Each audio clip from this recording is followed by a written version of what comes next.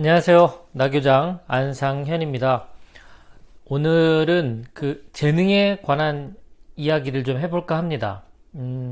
여러분들은 재능에 대해서 어떻게 생각하시나요?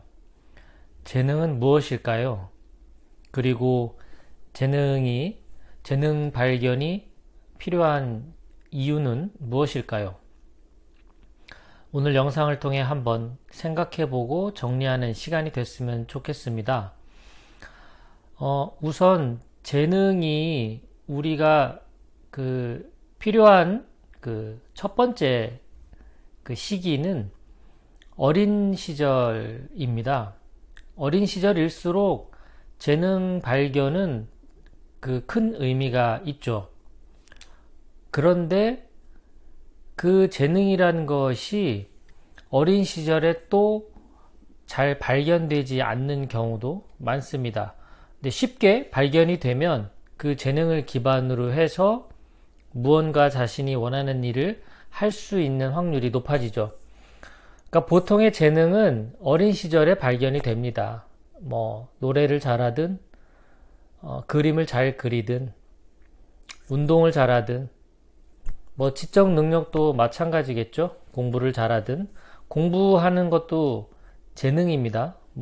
어떤 분들은 노력하면 된다라고 하는데, 물론 노력해서 안 되는 것은 없지만, 기본적으로 공부머리라는 그 자체도 재능에 속합니다. 그래서 어렸을 적에 그런 재능들이 발견되어서 그 재능을 가지고 잘 꽃피워서 자기답게 살아간다면 정말 아름다운 모습입니다. 그런데 이제 나이가 20살이 넘었어요. 지금 이제 재능을 찾으려고 하는 사람들은 어떻게 해야 될까요?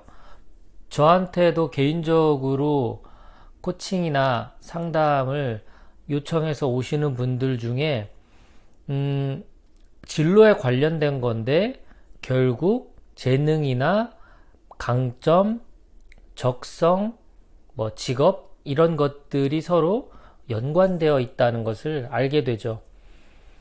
재능을 찾고 싶다. 결국 잘하는 것을 찾고 싶다는 뜻이고 자신의 강점을 알고 싶은 거고 그걸 통해서 적성에 맞는 어떤 일을 하고 싶다라는 그 연결성이 있는 겁니다.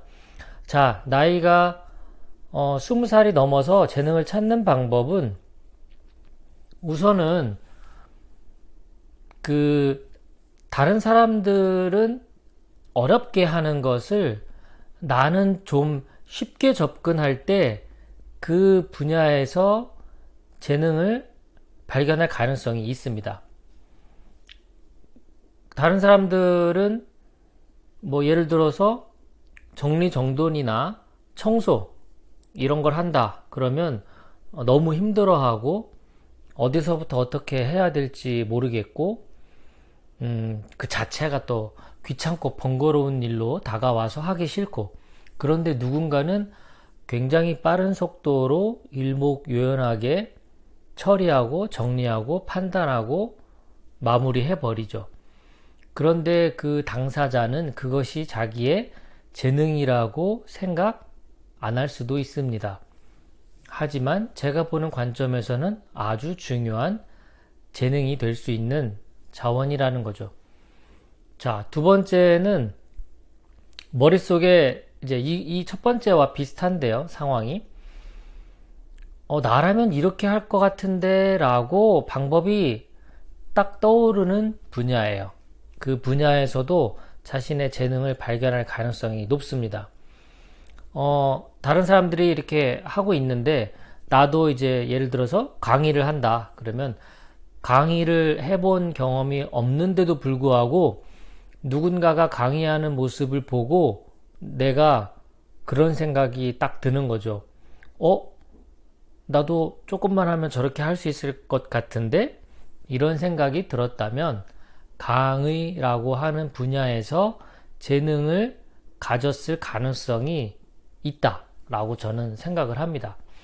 첫 번째는 남들이 어렵게 하는 걸 쉽게 하는 것, 그리고 두 번째는 저거 나도 해볼 수 있을 것 같은데 라는 생각이 드는 그런 분야. 그리고 세 번째는요, 정말 그 시키지도 않았는데 하고 싶은 그 어떤 일이 재능이 될 수 있어요. 뭐 가령 똑같은 책을 봐도요, 이 독서라는 것이 그냥 뭐 모든 책이 다 나한테 이렇게 흡수가 이렇게 쭉쭉 되는 것이 아니거든요.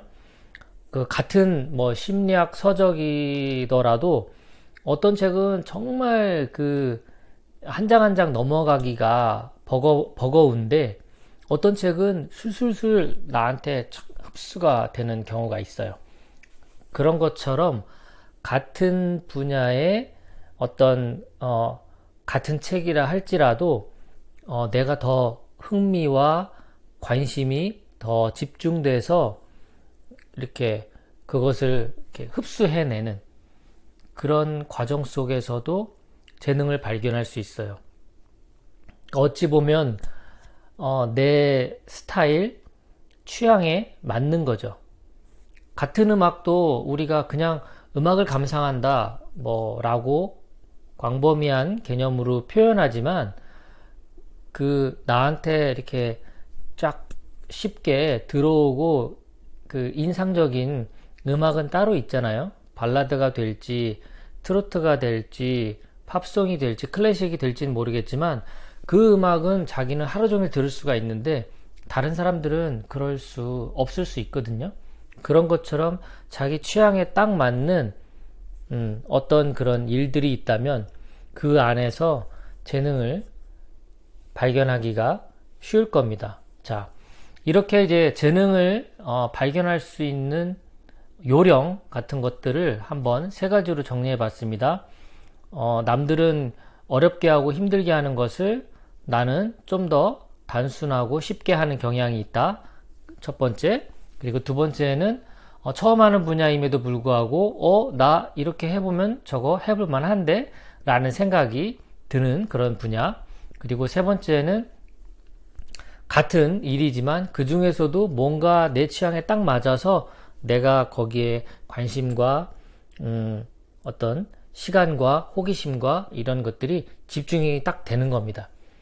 같은 책을 읽어도 어떤 책은 밤새 금방 읽어서 너무 재밌는 책 읽고 있는가 하면 어떤 책은 또 그렇지 않은 거죠. 그러면 그 책 그렇게 술술술 읽히고 나한테 쏙 들어오는 그 책 그 안에서부터 재능을 찾는 거죠. 자, 이렇게 했고요. 마지막으로 말씀드리고 싶은 재능을 발견하는 마지막 비결은 뭐냐? 자, 여러분들이 재능이다, 재능이 아니다 라고 판단하는 중요한 기준이 뭡니까?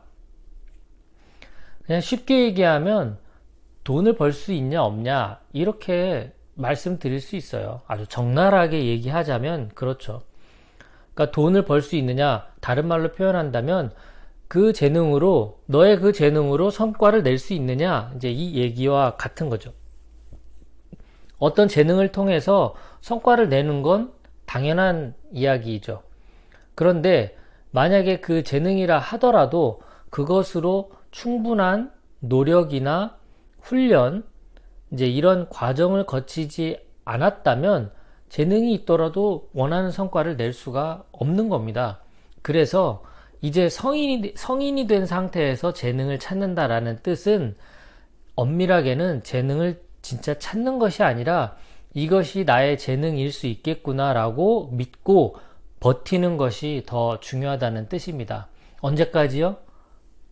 성과가 나오거나 돈을 벌 수 있거나 원하는 결과가 나올 때까지 그것을 인내하면서 실력을 차곡차곡 쌓아가면서 이론과 실무를 겸비하면서 내가 원하는 그 결과를 만들 때까지 재능이다 믿고 버티는 것, 이것이 재능을 발견하는 비결입니다. 네, 오늘도 끝까지 경청해 주셔서 감사합니다. 남은 하루도 자기답게 살아가는 즐거운 시간 되시길 바랍니다. 감사합니다.